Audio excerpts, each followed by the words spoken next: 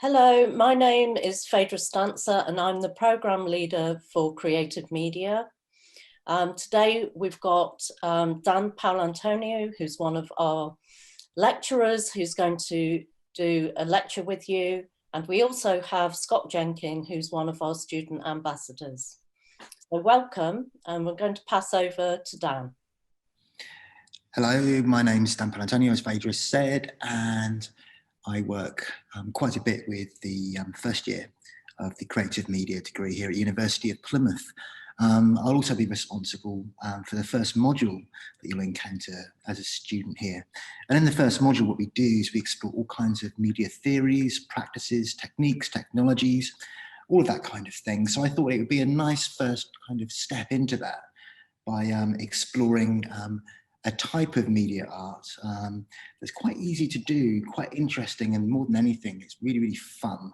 And so I thought I'd kind of concentrate on that. The technique we're going to be exploring is called pixelation, and it's a type of animation that essentially uses human subjects as mannequins. And so what we do is we animate those human subjects to create the illusion of them moving around in space. And it's really, as I said, quite simple to achieve. And you don't really need much technology either. And in fact, I've discovered a really cool app that can be used for smartphones and tablets, whether you're working with Apple or whether you're working with Android devices. And it's free of charge from both the Apple App Store and from the Google Play Store. But more information about that in a sec. I've got some links that you can follow to download it, should you want to do that. And also links to all of the films that I'm going to be showing this morning. So first of all, why pixelation? Why animation? Why is that an interesting thing to focus on when you kind of start your journey here? Well, with what we do in creative media, we really do kind of look at a wide variety of different media forms. And in animation, what we have is this kind of unique art form that really does combine a lot of other art forms. And so immediately we would think that it combines photography in as much as we're capturing still images, but we present those still images as moving images. So then we have video in there too. Of course, sound is a massive part of animation. If you turn the sound down on your favorite animation, you'll find that it's not quite as sad or not quite as funny as you thought it might have been. So sound's a huge aspect in animation. And of course, there are the compositional aspects, the more traditional kind of art and design, graphic design aspects that form part of it. But for this one, we're going to keep it kind of really simple with an emphasis on fun.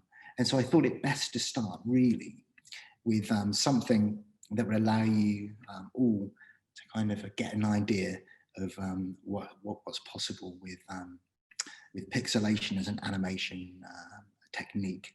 So I'm going to share my screen with you now, and you should see what's on my screen now. I'll just minimize this one. And I'm going to start by playing you a film which was made by a French-Canadian filmmaker way back in 1990, and it's called Giselle Guérazin, and it was absolutely 100% created using this pixelation technique and captured at 12 frames per second rather than 24 we're used to these days. It was captured at 12 frames a second, and that kind of adds something to it as well. But enough of me talking. I think it's probably about time that I cued the film. It's relatively low quality, but it was actually captured in relatively low quality. It was captured using clockwork 16mm cameras called Bolex cameras. So I'm going to maximize that and press play.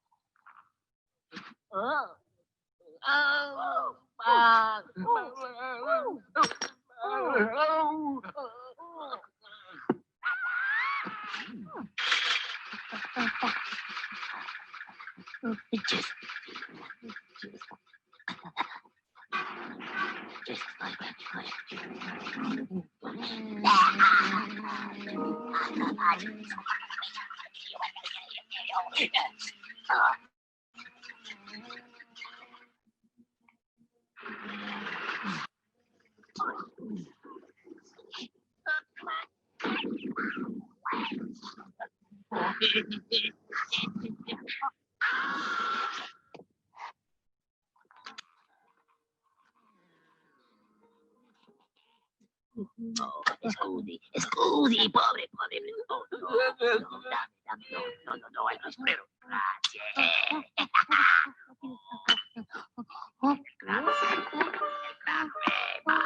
La pelota. Del tiempo, tipo, a la frontera es última.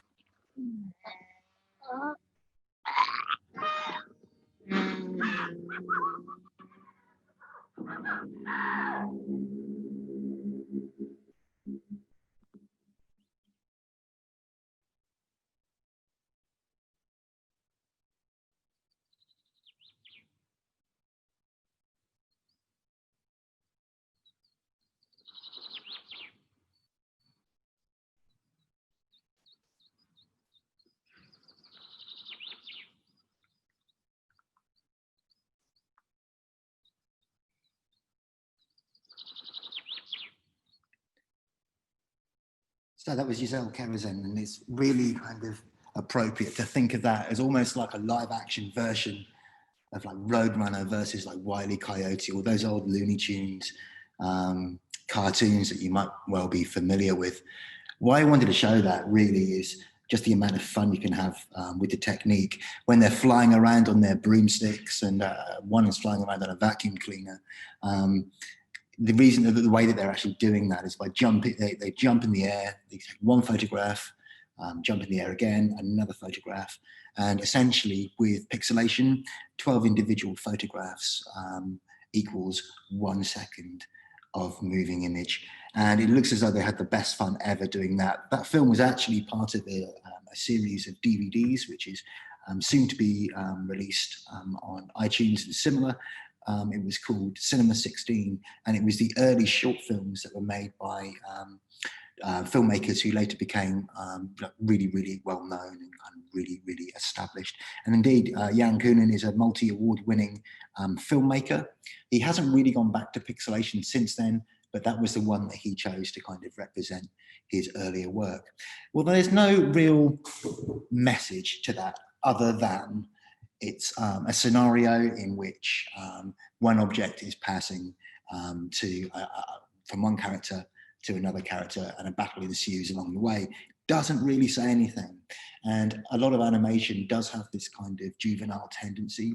It has very much kind of associations with childhood naivety in there as well. But it doesn't always have to be this way. And indeed, everybody who practices in pixelation doesn't make those kinds of films. Indeed, when thinking about moving image in general, or photography, it depends on the artist behind the camera. There's one artist in particular who you'll visit quite a bit of time, for quite a bit of time rather, during the first module. And it's a man called Norman McLaren. He works across animation traditions and styles, and his films are always, well, they really have a kind of like a political core to them. They really make you think. In a lot of respects, you could say that they're epigraphic. And with that term, epigraphic, what it means is it's almost like a challenge to an audience. The central theme is left with you, and you kind of turn it over in your head. You know, you kind of do give it some thought. So it leaves you with something to kind of ponder, something to consider. And with Norman McLaren, a lot of his work has a kind of political undercurrent to it. And the political undercurrent really was informed by the time in which he was making work, which was just at the end of World War II and kind of throughout the Cold War. So when we had the Soviet Union and the West kind of at loggerheads politically, he made a lot of films which kind of looked at how that might be a really destructive thing, and actually how we should really focus on commonalities rather than differences. Something which you could argue is probably quite appropriate now. So I'm going to share my screen again, and I'm going to show you a short film. It's about 7.5 minutes long, by Norman McLaren. It was made in 1952, and it's called Neighbours. And it actually won the Oscar for Best Animated Film, indeed it being the first animated film to win that award when put up against feature-length films. I'll share my screen, and you can see what I mean.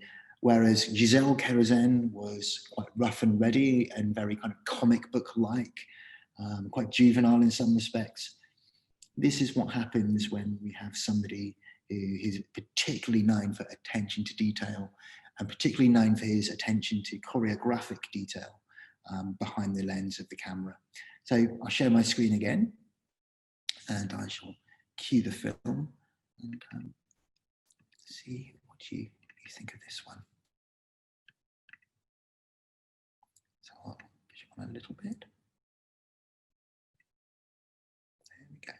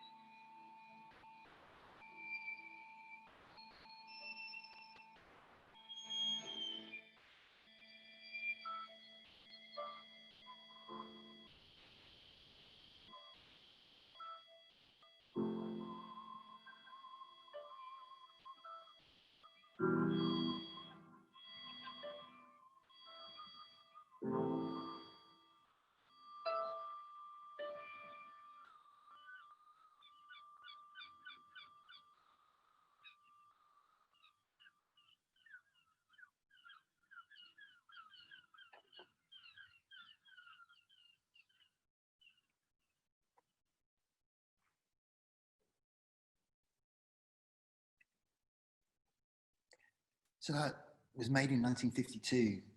And I think the kind of central themes are still kind of relevant today. And it's a remarkable way of, making such an important point about the destructive aspects of human nature.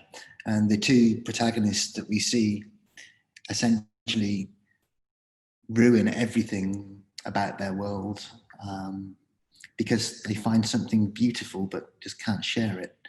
And a really kind of tragic story, but one that was really about how the political ideologies that were so important to East and West were kind of seen by the people who were devoted to them as being quite beautiful things. And through kind of disagreement with those ideologies, between those ideologies, it led to an incredible arms race, which kind of could have led to quite devastating consequences. And so it's a kind of cautionary tale, and it's by no accident that it's the final title is Love Your Neighbour.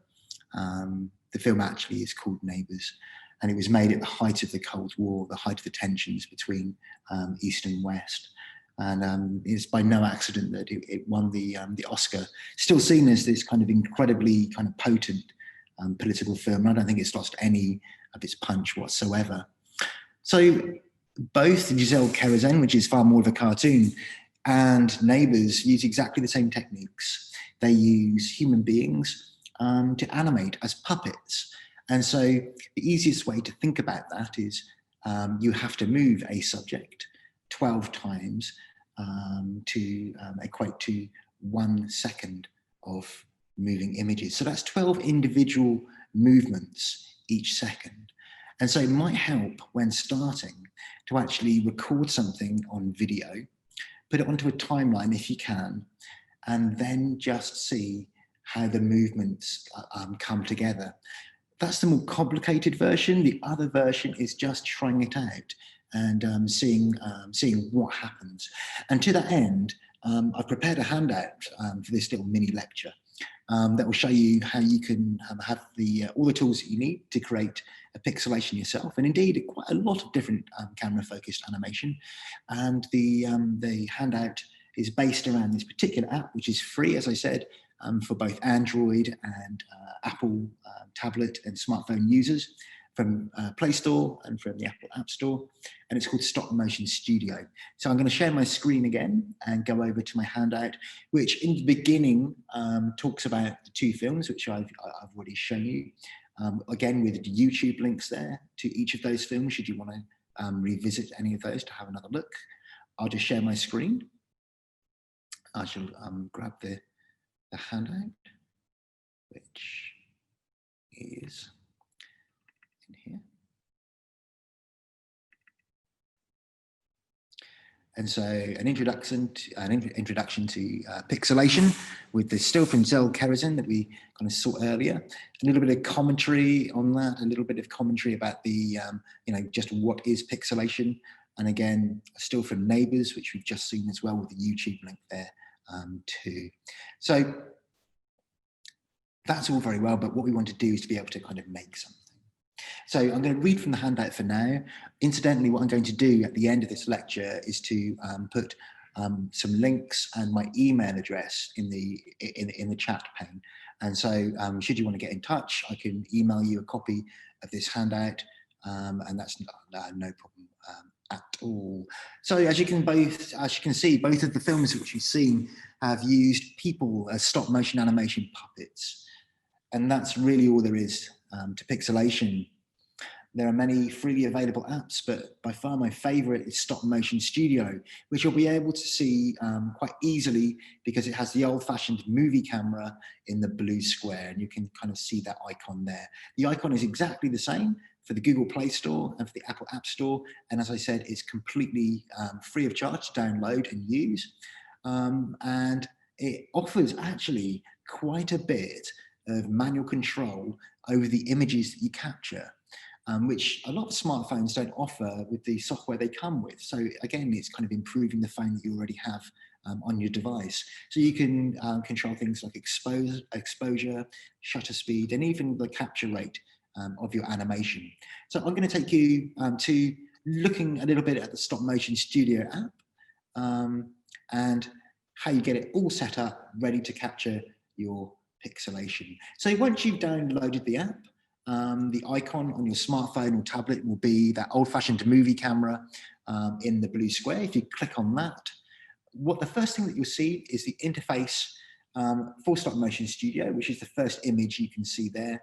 And all you do to get started is you just click the icon on the left of the screen there, which said New Movie, and that will take you to the next screen.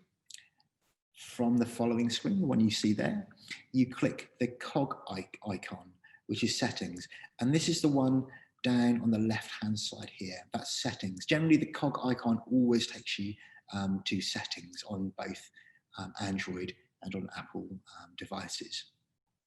That's essentially the control center, and that allows you to make all of the changes that you might need and all the modifications that you need to kind of set the camera on your smartphone or tablet up for capturing pixelation.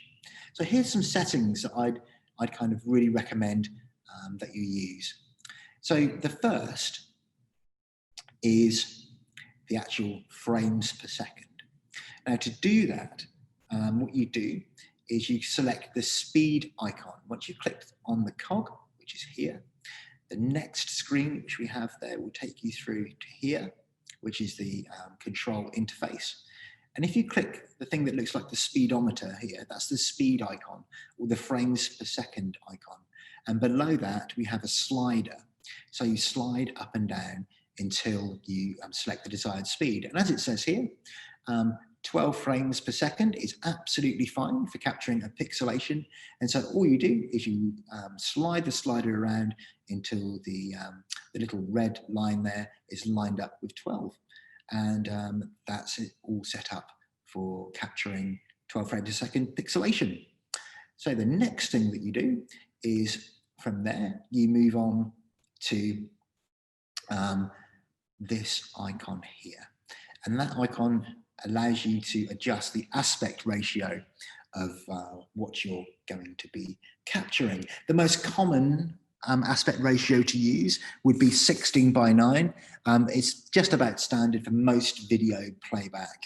And so if you just select 16:9, and that will be absolutely fine for your camera as well. Often when we take still images, the aspect ratios can be slightly different, and that doesn't really translate so well to a moving image. So the reason for selecting 16:9 is we're thinking very much about outputting it to watch as moving image. So 16:9 is the best one to choose. Next, we go on to kind of quality or resolution. And it's this one here from the same control interface. It says 4K. We definitely don't need to record a pixelation in 4K for this exercise whatsoever. And you should really just select HD as is kind of shown there in black with the rectangular outline in blue. That will capture your footage at a resolution of 1080 lines. And it shouldn't take up too much memory on your device either. So whatever you do, I wouldn't shoot this in 4K. Standard definition is okay depending on the output, but for this one, we want it a little bit more robust. Maybe HD is the better one to choose for that. And moving on, again, we'll come out of the settings tab, and what we'll do is we'll click the camera icon, which is this one here from the main screen. So what we'll need to do, first of all, this is us setting up now our camera and how our camera is going to work when capturing our pixelation. So you click the M mode, which is here, and that will take you through to this screen here. And if you click AL just here, that will allow you to lock both focus and exposure when you capture your images. So that means that when focusing, which most mobile phones and tablets just use autofocus as standard, if you can lock your focus, and what that means is, if something was to go in front of your the camera on your device, it's not going to attempt to refocus to follow that particular one. You can set up your focal length, and you can your focal distance, and you can keep it at that. That's a really important thing for capturing animations well. It means that there's no kind of pulsing between frames as the focus changes ever so slightly between frames. So that will allow you to kind of lock your focus, and it will also help you to lock your exposure. And exposure controls was a measure of how open or closed the aperture or iris in the camera lens is.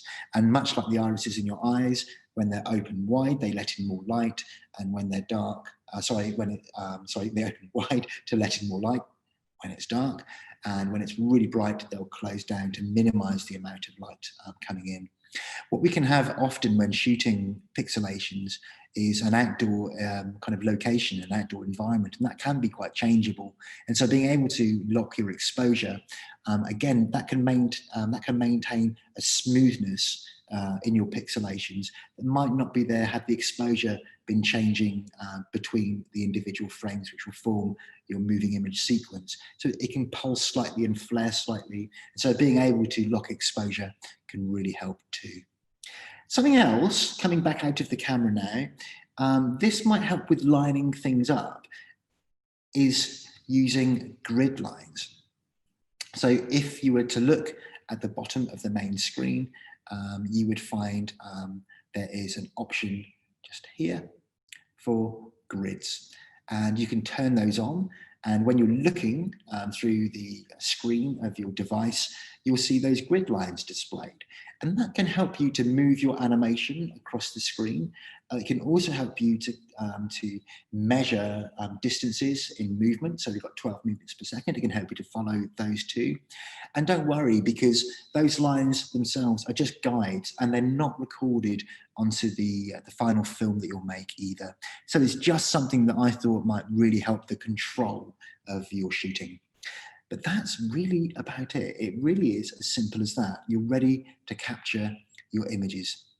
One other thing I would say is that when making a pixelation sequence, it is actually really important to try to keep the camera as steady as possible, so that each individual frame will stay as steady as it can, and again add to that the smoothness that we're kind of aiming for here. So what you can do, should you wish, is you could tape or adhere in some way, fasten your device or your smartphone to a tripod or a stand, or alternatively, you can invest in an inexpensive a little tripod that might have a clamp on top of it. I've got one here, and this is a Manfrotto one. Again, it's relatively inexpensive, but you can certainly get ones that are a little bit more inexpensive. And the clamp on top is basically spring-loaded like that, and it just grips your smartphone. So the camera lens is pointing this way, and I can see the screen this way. And it just helps to keep it nice and steady. And of course, you'll be able to pan, tilt, all those things that a tripod might allow you to do. It's not necessary to have a proper tripod. There are various things that you can use as stands, including tack, tape, those kinds of things. But it might be an investment, in the event that you really enjoy it and want to do more. I have some links that I think might be really useful for you in the event that you'd like to make a pixelation. And I'm going to get them up, and I'm going to paste them into the chat and hope that that works. If not, I will share screen and I will show you on here. So if I click on chat and do one of those, hopefully, there we go. So those are the links to the films that I've shown. So we have Giselle Karazen, there's a YouTube link, Neighbours. There's my email address. My name, as you can see on the screen, is Dan Paul Antonio. That's my email address there, should you want to get in touch.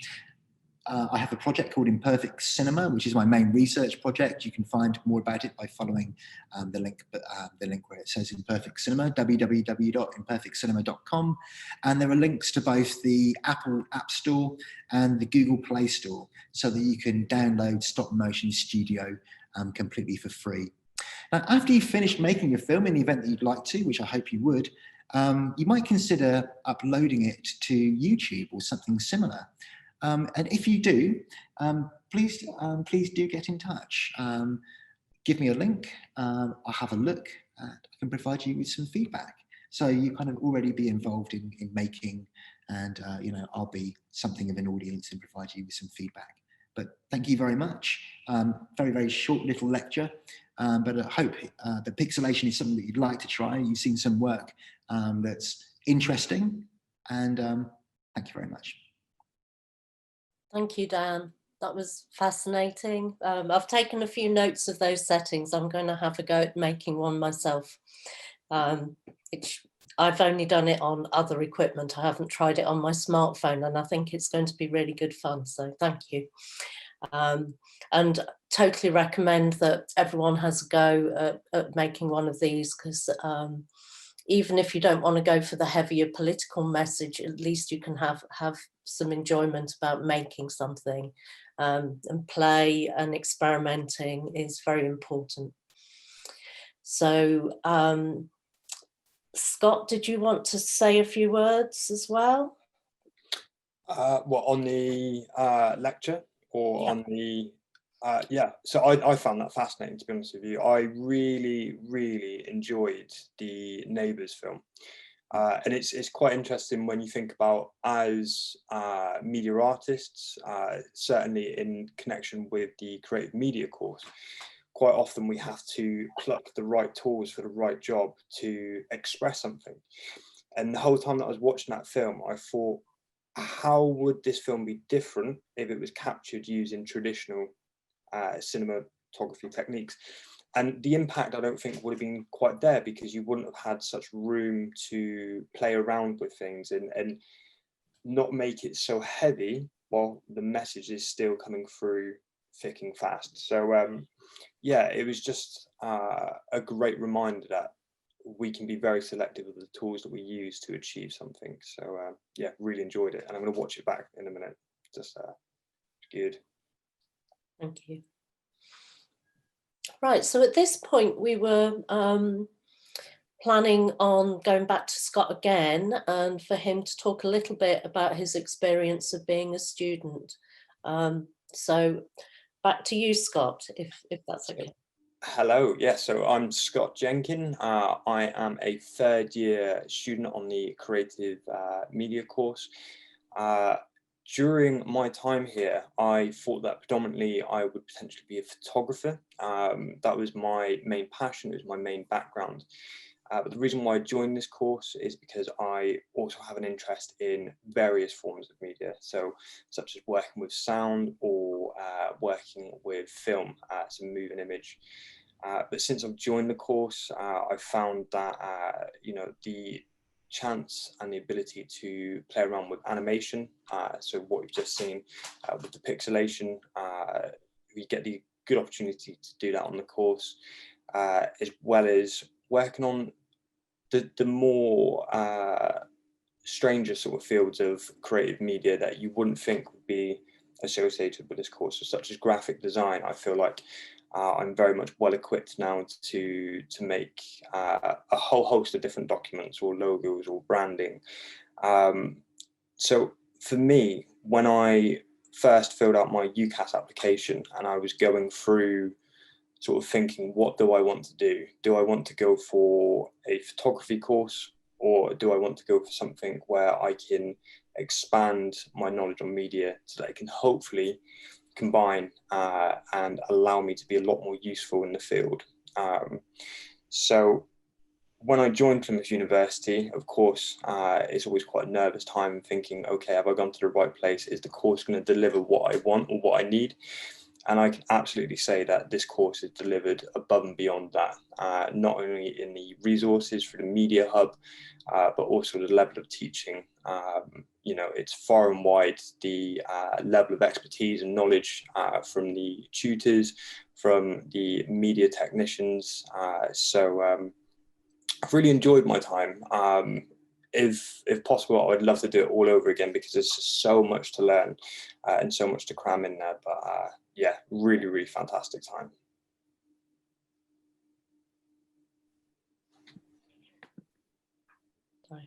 Thank you, Scott.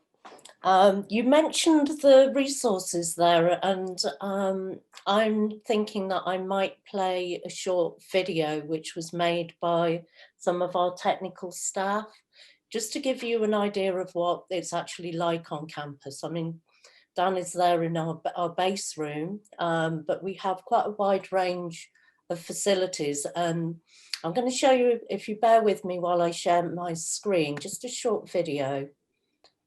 So this video was, as I said, made by some of our technical team. We haven't got a member of the technical team here in this session, but they're a very important part of your education and part of our community. So here's a little taster of what you can expect when you come on campus.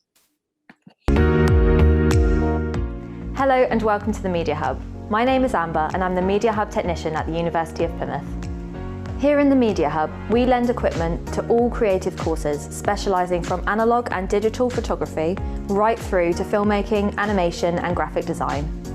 We hold the access to over 10 specialist facilities, including editing suites, audio booths, darkrooms, TV studios and more. I work alongside the course technicians to provide expert advice on software and kit, and to help with any general questions that students might have. The great thing about our team is that we're all practicing members of our craft, and that is reflected into our kits. Researching the best, high-end and cost-effective equipment that our industry uses today goes right back to you, and it is easily bookable by SmartHub. You can book anything you need in up to 28 days in advance, so you have optimal time to focus on your projects without any hassle. We have ensured that our rooms and stock are kept with the student experience in mind. All equipment can be loaned for up to 3 days with bookable slots for a stress-free collection. We also sell products and services like C41 processing, film stock and darkroom paper. We are also one of the few universities in the Southwest to provide risk assessment training. For bigger and more hazardous pieces of kit, this will be a must, as we want to ensure that your safety and the safety of your shoot is the university's top priority.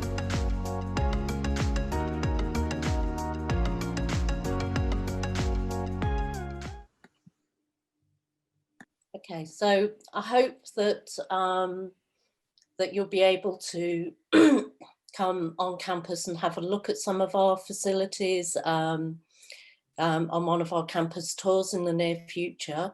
But that hopefully gave you a little bit of a taster of what we have available, and also a taster of some of the teaching. Thank you very much from Dan, and a little bit of an insight from one of our students. So thank you, Scott. And that is us for now. So thank you very much for watching this, and hopefully we'll hear from you soon. Thank you.